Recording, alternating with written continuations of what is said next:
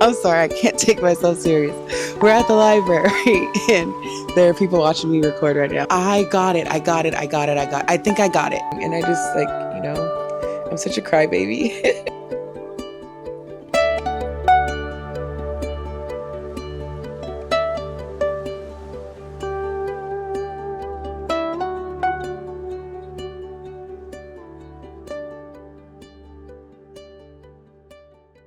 Welcome back to my channel. Hi, I'm Divinity Ray, enthusiastically indie fantasy and romance author, and I'm currently working on my fourth project, starting over at 90,000 words. If you want to know all about that, you can watch this video here. I think it's going to be here. But we are on day 2. Today is July 28th, 2026, and I finally rolled out of bed at about 4 p.m. and I only have like 30 minutes to hop into my indie author Notion dashboard and kind of pull out the tasks that I want to do today. And if you watch my last video, you know me and my best friend Jessica are rewatching all of the Spider-Man movies before the new one comes out. And I have to call her back at 5 o'clock. So I'm not going to drag this. Without further ado, let me hop into my Notion dashboard and tell you what my goals are going to be for today.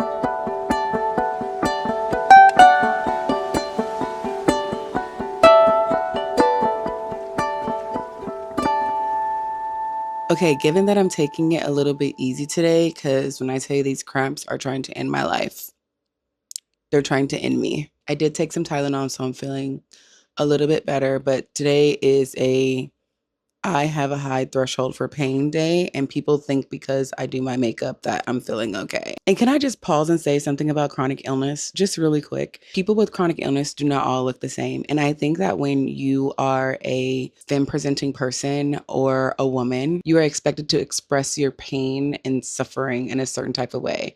And when I say I'm whimsical, I literally mean the rag doll from Nightmare After Christmas. Like that's me being whimsical. I have been accused a many time that my aesthetic does not match my books, and that's because, girl, I am an emo millennial. It's dark in here. Okay, my favorite band growing up was My Chemical Romance. I'm not okay, and teenagers do scare the shit out of me.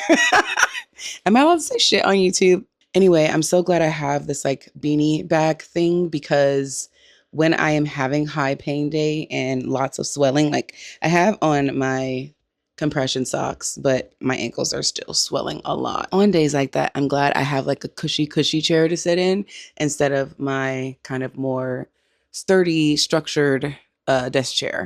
I got so off topic, and I'm like, I think you all should kind of get like, welcome to the show. I was trying to say before that I'm taking it easy, so I only gave myself 2 assignments. The one thing I really need to nail down right now is, what did I write here? Defining how many seasons I want to have within this first book, and how many episodes will each season have for the serial. So basically, I just need to go in and see where the natural breaking points are for each and every kind of emotional arc. And am I a cliffhanger queen? I do love a good cliffhanger. Every show that I've ever come back to watch is because they left me on a deathly cliffhanger, okay? I'll try not to overuse it, because I think like, especially in serials, it can be so overdone. Every chapter does not need to be a cliffhanger. I think that you can give people a reason to return without like dysregulating their nervous system at every single end of the chapter. Like, I'm going to refrain from doing that. The other assignment that I'm giving myself is to just write out the beats of their first days together. I think that since I've kind of gone in and recontextualized what their relationship can look like and how it blossoms, I think I'm just realizing that I haven't really said much about. I keep doing that, and I need to like put it on a post-it note and stick it on my forehead. You have to tell people what the book is and what you're writing about or whatever. Well, I'm doing it now. I'm doing it now. Whatever. So I really want to nail down what their first couple days and weeks and stuff look like, leading up to those little inciting incidents that bring them together and allow the romance to start to take place. So those are the two things I'm going to focus on. You guys also know I'm on a job search today. I do feel like, given that it's so late in the day and I'm so wiped, like one thing about me is I will be so tired, and this is how I look when I'm tired. And you know what my secret is? I do the same thing every single day. I literally have all my makeup that I use every single day in the same place every single day. And I use the same exact makeup every single day. I do it the same way every single time. And I'm only able to like put myself together because I made it a part of like brushing my teeth in the morning. One thing I realized about being chronically ill is that I can't do a different thing every single day just because I never know how my body is going to respond. But if I do the same thing every day, I can work it into my routine. And I've been working on this since 2024. So that's why I'm in 2026. It took me 2 years to be able to like get up and know like how to pull myself together the way I want to, because let me say this as well. Chronically ill people do not owe you being put together in a way that makes other people feel comfortable. I do this for me. I do this for me because this is how I like to present myself and how I like to feel good. And some days I don't. Y'all saw me on here yesterday with my bonnet on. Okay. And that's all y'all, that's all. Well, actually not even yesterday. It was actually this morning, but it feels weird sometimes talking about my chronic illness when I've been criticized a lot online for like, oh, I could never look like that if I was not feeling well. And it's like, okay, that's you though. That's your experience. My experience is it took me 2 years to get to a space where I could get up every day and kind of make myself look the way that I want to look. Not too bad, if I don't mind saying so myself. Okay, so I literally have to call my best friend for our little movie date in 13 minutes. I want to like go run to the store. I will not be actually running. I'll be walking very slowly with my rollator, okay? Especially in this fucking heat. To go grab some water and come back because I just ran out of water and I need to be hydrated in this heat. It's coming after me. Like I woke up this morning and I was like, oh, wow, great. The sun is shining. How wonderful.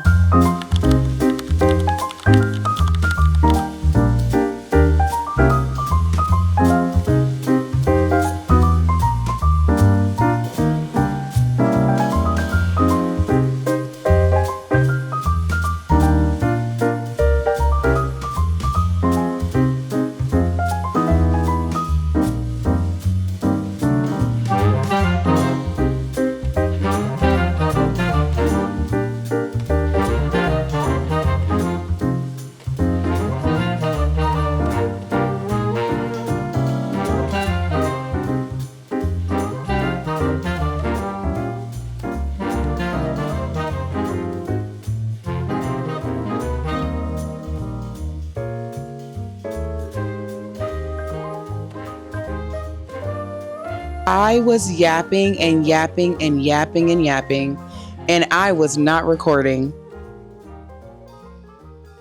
Okay. That's fine. That's cool. That's okay. I'm not mad. I'm a little mad. It was almost 9 o'clock because, oh gosh, now I'm all discombobulated. Okay, wait, let me start over. It is almost 9 o'clock and I'm getting really scared because I don't have any words on the page and I'm having a problem. I'm struggling right now because I'm bringing these two characters back together in a way that feels different than they were originally written. And now I have to recalibrate their like relational dynamics. Like I need to recalibrate the tension and the conflict and what happens when these two people, like when their roads collide, you know? So paths collide, crash into you. I don't know. What did Beyonce say in that one song? This is how I am when I'm a little frantic. And I'm like, I really want to get something done. Like I can't leave the night unturned. Like I need to get like at least a sentence, a paragraph, something on the page. And I'm really struggling with that. So I decided to do what I always do, and that's go to YouTube University, because why is it free? Sometimes I can't believe YouTube is free. So I was showing y'all how I keep track of what I'm learning. And that way, like I can not only retain it, but I can keep it as a reference and go back to it and revisit it as many times as possible. And it keeps me from falling into another like little seductive trap of like learning craft when not actually executing on it and practicing it. So what I do when it's time to do YouTube, like university for learning how to be a better writer or like get into the flow of what I'm trying to achieve. Cause like right now, and of course it's like tension and conflict and how I'm building on what I've already built in the first 10 chapters that I was able to outline yesterday. I want to keep those good vibes going. So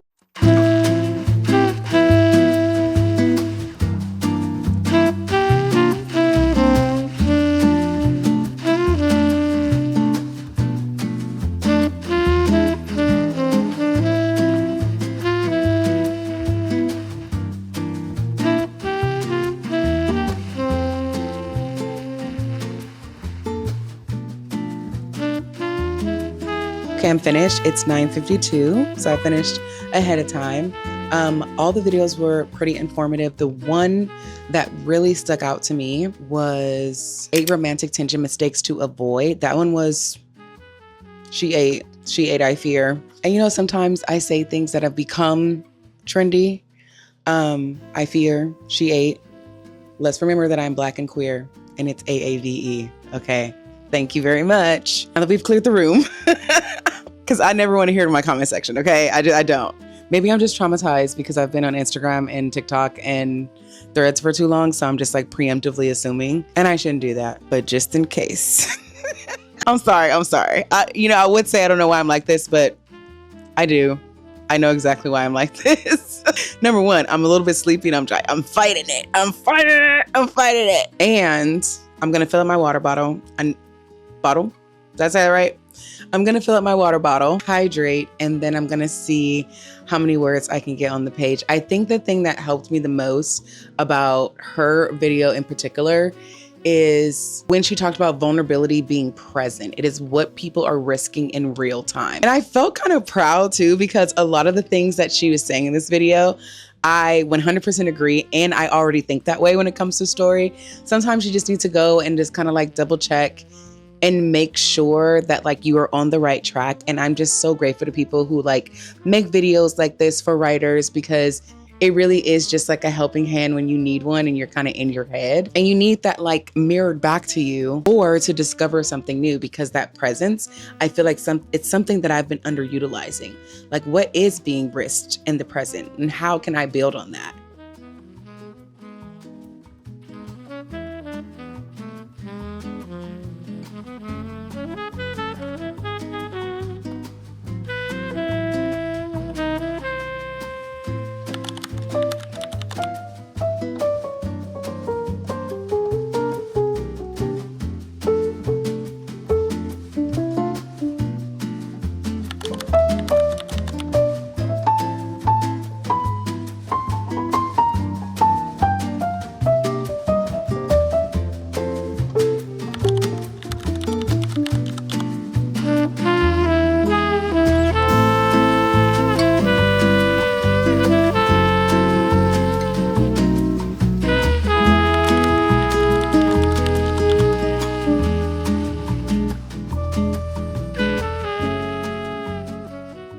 I got it. I think I got it. I think I figured it out. I'm like, oh my gosh, this whole time I was trying to write this character in a very specific way. And you know, sometimes you just can't protect them from the thing. You can't protect them from it. You can't. Because even when I think about my own life, there are things that I've like gone through, had to face, currently going through, that make you into the person that you are meant to be to handle the life that you desire.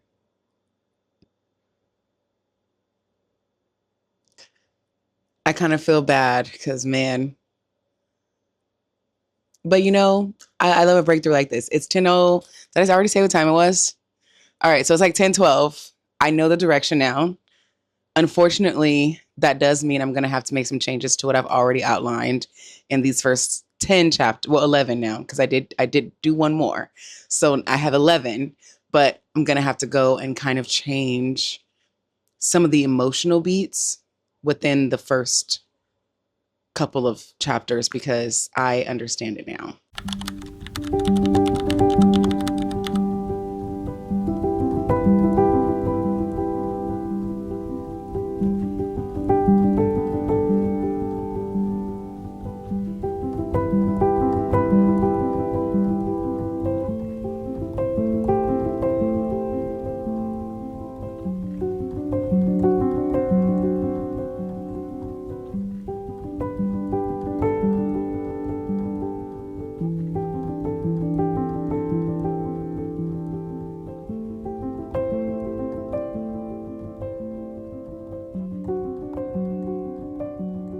It's 12:03 and I literally redid 13 new chapters for this outline. So I feel really proud. And the thing I needed was staring me in the face the entire time. And it had a lot to do with Ivy's motivation. I filled up like 3 pages full of Post-its in here. And if you live in a small space like me, because my studio is like this big, I don't have like a wall to put all my Post-its on. Get a sketchbook. Get a sketchbook and put all your Post-its in there, because that's what I do. And it's also kind of like a good keepsake to have, even if you start with your Post-its on the wall and then put them in a book later, because I love flipping through here. And I I secretly call it my grimoire because like I have like older pages from like old stuff in here, like folded up. I want to decorate the outside and make it look more fantasy forward. So maybe that can be like a little hobby or project that I do soon. And I really do prefer using it like the wide way than this way because, oh, it is. Oh, I forgot I took my watch off. That's when I know I'm really locked in because I don't like it bothering me when I'm typing. It's 12:06, so I did pretty good. I want to keep going, but I think that my creativity really responds to stopping before I'm ready, just kind of leaving myself a little note of where I left off, and just like going to sleep with those thoughts. Like I can turn them over in my mind or whatever, and I just kind of keep like my notebook nearby in case I need to like wake up and jot something down. But it is definitely time for bed and I'm very, very sleepy. So let's go get some rest.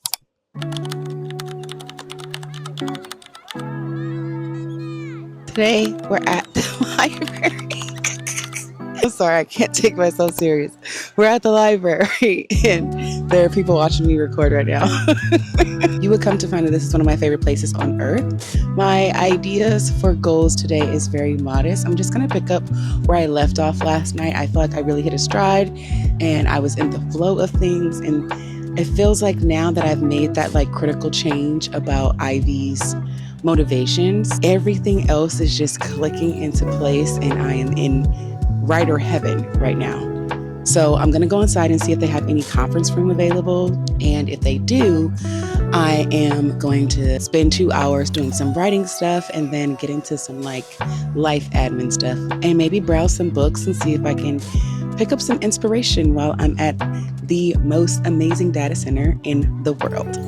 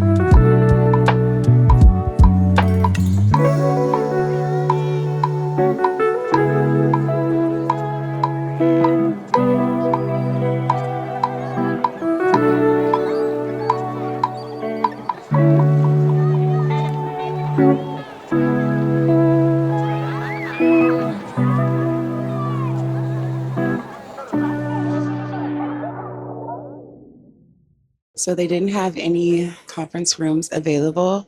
They're all booked out for like the next 45 minutes, and I need to sit. So I'm gonna go upstairs and see if they have any. But first, oh my God, I'm dreaming. What is this? Hold up, look.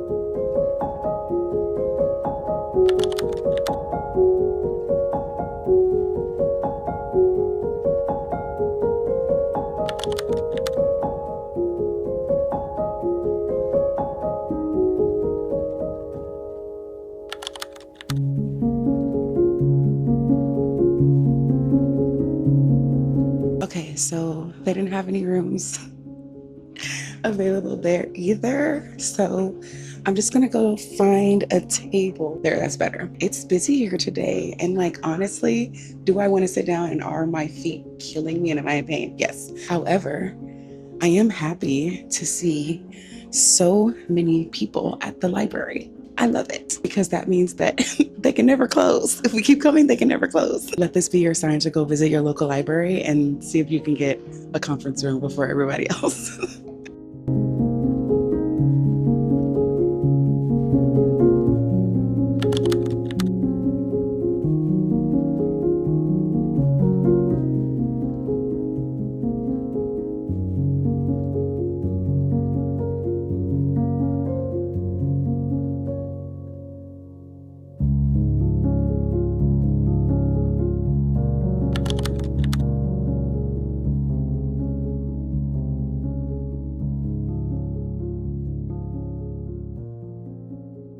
Okay, I got my little conference room. I don't know how good this audio is going to be.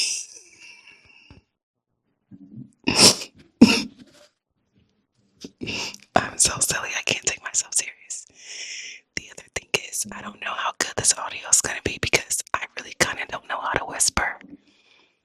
And I'm not sure. And I'm not sure if I'm doing it correctly.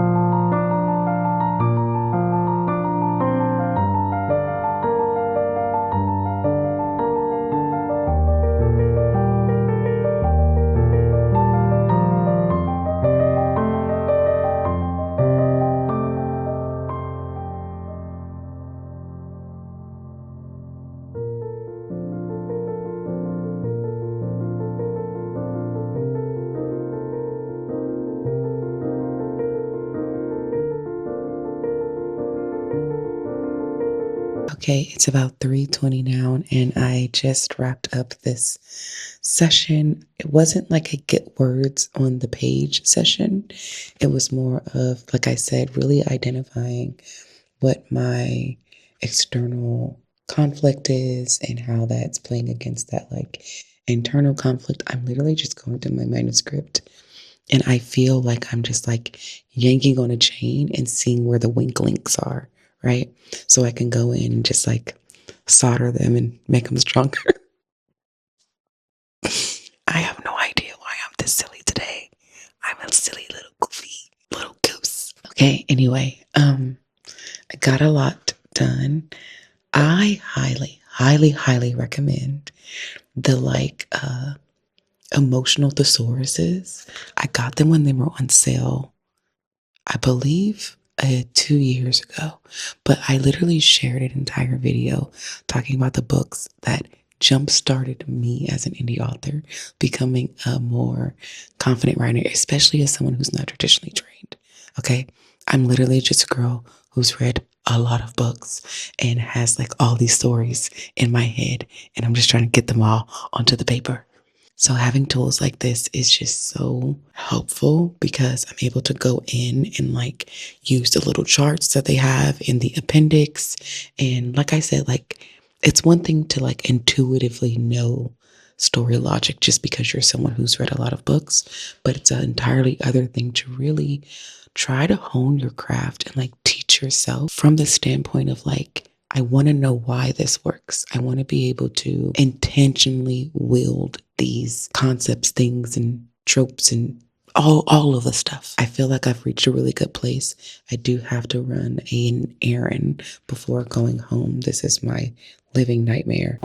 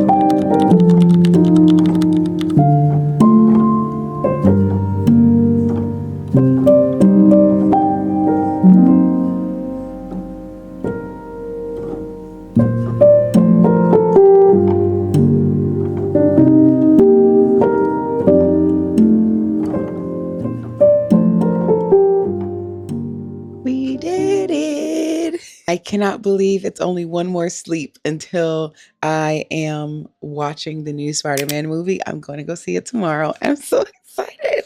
One thing I am glad about is I have a yearly movie pass. I only pay 50 cents to go to the movies every time I go. That's it. Well, of course, like, you know, it is like you pay for it per year and then you pay 50 cents for the movies. Tell me why it's only 7 o'clock and I'm so sleepy.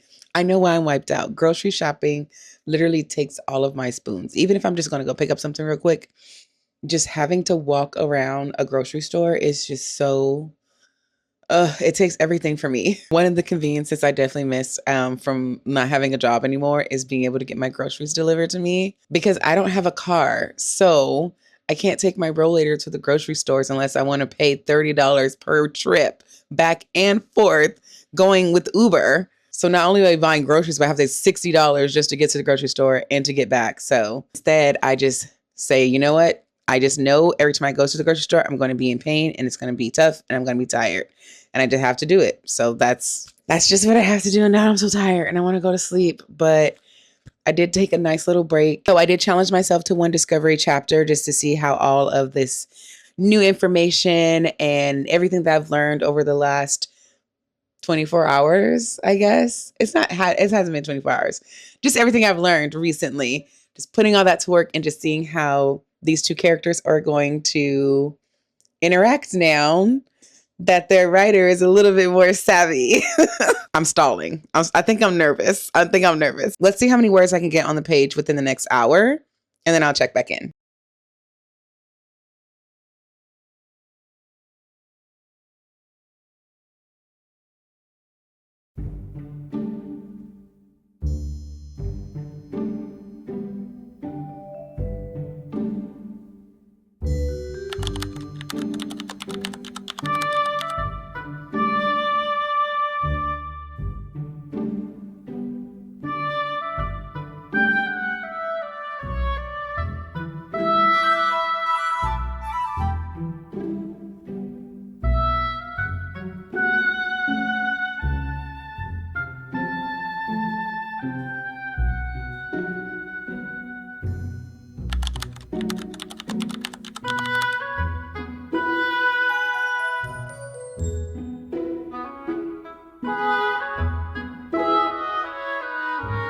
Okay, so I've written about 300 words, I believe. Let me see. Oh, 415 words. Okay, not too bad. Are they good words? That is actually the question. Guys, this is the part where it's just like, I'm in the weeds, I'm in the weeds. As much as I love learning and making changes, this is the challenging part. It's like, okay, having the idea and then executing on it are two different beasts. And right now, and I'm not going to lie, I'm struggling a little bit. Like, I really am. I don't know what feels off for me, but this is just a part of the creative process. Sometimes you just have to sit with it and you have to reread it and rewrite it and reread it and rewrite it until you know you've got it. And I think that right now, I don't have it. This is not it. And I can say that with my full chest. I know this ain't it. This ain't it. But it is good practice and it is getting me closer and closer to that chemistry I'm trying to like strike between the two of them. But I think that this time what I might try is like not jumping in the midst of a scene with the two of them in there. I think right now what probably would be best for me is to spend some time with Ivy. Because that's who I'm having a little trouble nailing down. So I'm actually gonna look at those 10 chapters that I've like outlined in the concept of that. And I'm just gonna do some discovery writing around that right now and see where that leads me, because I think that the reason why I'm having a hard time bringing them together is because I'm still fleshing her out. And it's not to say that within the 90,000 words that I've already written that she's not a fully fleshed out character. I really believe that she is. But it's because I've made these changes and I've come up with this more compelling concept that now I have to retroactively like change things. In those changes, I have to get to know someone who's grown. It's like my character has grown up in a way. And I'm getting to know this new version of her, this version of her that has like more depth, more angst, I would say, who's a little bit more honest about her feelings. And I need to get to know that about her. I really do enjoy that she's challenging me, though. I enjoy that a lot. So I'm going to do that with the discovery writing round for this next hour and just see where that gets me and how I feel about it. Because this was nice. This was a great practice. But, you just, these 400 words, they will never see the light of day.